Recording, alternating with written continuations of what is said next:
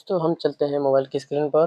Google one का subscription कैसे cancel करना है, तो चलिए हम आपको सेटिंग करके दिखाते हैं। ठीक है, तो सबसे पहले हम गूगल वन में चले जाते हैं। ठीक है, देखिए ये आ गया है।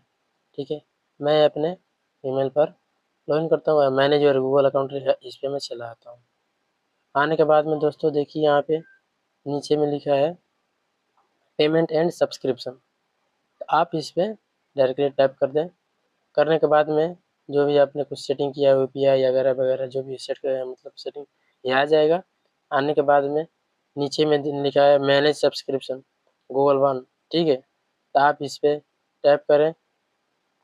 करने के बाद में देखिए आपका ये मैनेज बाय गूगल लिखा है, और देखिए मैं इस पर टैप कर चुका हूँ, और यहाँ पे देखिए मैंने कैंसिलेशन कर चुका हूँ।